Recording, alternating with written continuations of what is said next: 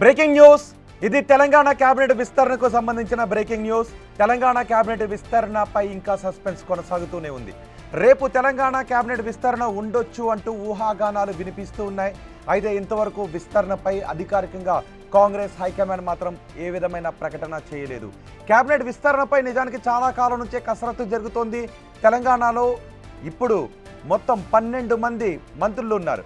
మొత్తం తెలంగాణ కేబినెట్లో 18 మందికి అవకాశం ఉంటుంది. ఇంకా తెలంగాణ కేబినెట్లో 6గురికి అవకాశం ఉంది. అయితే ఇప్పుడు తెలంగాణ కేబినెట్ విస్తరణ జరగబోతోంది.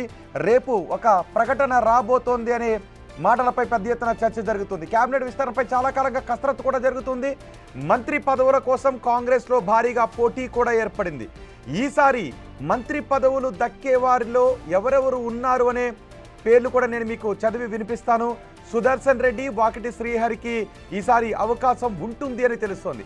అలాగే మైనార్టీ కోటాలో ఎమ్మెల్సీ అమీర్ అలీ ఖాన్కి కూడా దక్కుతుంది అంటూ పెద్ద ఎత్తున చర్చ జరుగుతోంది. కానీ కాంగ్రెస్ హైకమాండ్ మాత్రం ఇంతవరకు ఎటువంటి స్పష్టమైన ప్రకటన చేయలేదు. కానీ రేపే తెలంగాణ కేబినెట్ విస్తరణ జరగబోతోంది. 3గురికి అవకాశాన్ని కల్పించబోతున్నారు అంటూ పెద్ద ఎత్తున చర్చ జరుగుతుంది. కానీ ఇంతవరకు కాంగ్రెస్ మాత్రం ఏ విధమైన ప్రకటన చేయలేదు. సామాజిక వర్గాల ఈక్వేషన్స్లో జిల్లాల ఈక్వేషన్స్లో కూడా ఈ మంత్రి వర్గ విస్తరణ ఉండే అవకాశం ఉంటుంది అనే చర్చ జరుగుతోంది. నిజానికి 6గురికి అవకాశాన్ని కల్పించవచ్చు. తొలుత ఎన్నికల సమయంలోనే కొంతమందికి హామీ ఇచ్చారు. అలాగే బీఆర్ఎస్ నుంచి వచ్చిన వారికి కూడా హామీలు ఉన్నాయనే మాటలు కూడా మనకి తెలంగాణ రాజకీయాల్లో పెద్ద ఎత్తున చర్చ జరుగుతుంది. ఇప్పుడు మంత్రివర్గ విస్తరణ గురించి మరోసారి చర్చ జరుగుతున్న సమయంలో ఆశావాహుల సంఖ్య కూడా పెద్దగానే ఉంది. ఎవరికి వారు లాబింగ్ చేస్తున్నారు, మంత్రి పదవులపై ఆశ కూడా పెట్టుకున్నారు.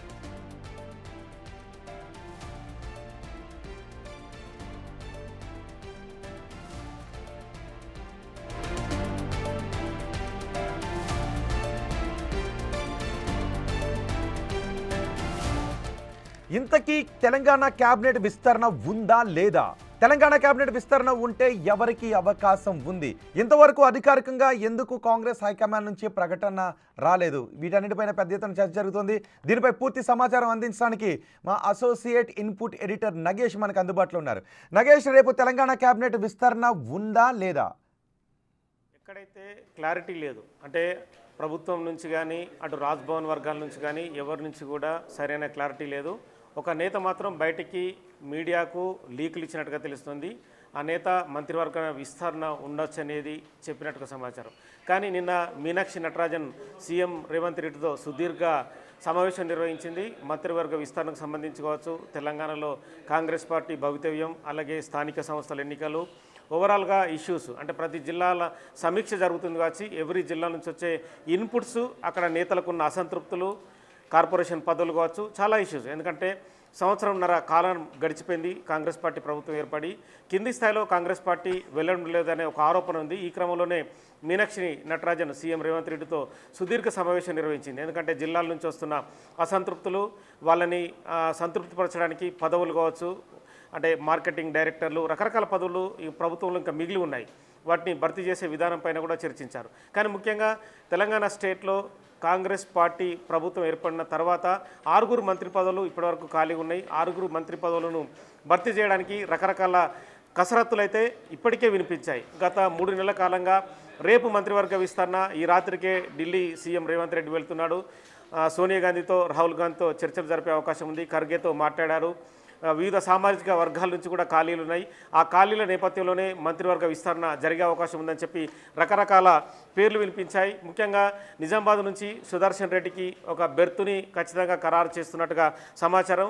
ఇక ఏదైతే శ్రీహరికి, వాకిటి శ్రీహరికి వాళ్ళ సామాజిక వర్గం నుంచి కూడా అదొక మంత్రివర్గాన్ని ఇచ్చే అవకాశం కనిపిస్తుంది. మైనారిటీ నుంచి అమీర్ అలీ ఖాన్, ఈ మధ్య ఎమ్మెల్సీ పదవి ఇచ్చారు, అమీర్ అలీ ఖాన్ కూడా ఒక మంత్రివర్గంలో చోటు ఇవ్వాలని చెప్పుకుంటుంది.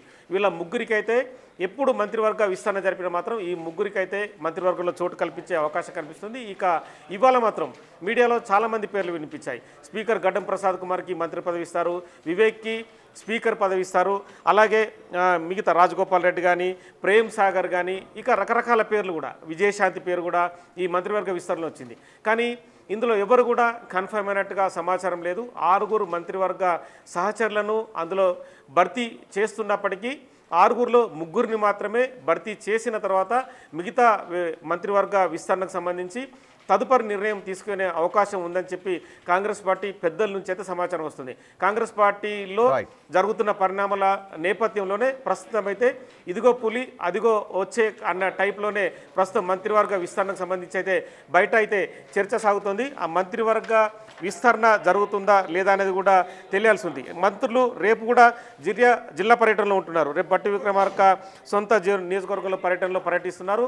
సో డిప్యూటీ సీఎం పర్యటన ఉంటుంది, మిగతా మంత్రులు కూడా రకరకాల జిల్లాలు పర్యటిస్తున్నారు. ఈ పర్యటన నేపథ్యంలో మంత్రివర్గ విస్తరణ అనేది రేపు క్వశ్చన్ మార్కే ఉంటే సోమవారము లేదంటే నెక్స్ట్ బుధవారం అయితే మంత్రివర్గ విస్తరణకు సంబంధించి కేవలం 3 మంత్రివర్గ పదవులు మాత్రమే 3కి మాత్రమే జరిగే అవకాశం అయితే కనిపిస్తుంది.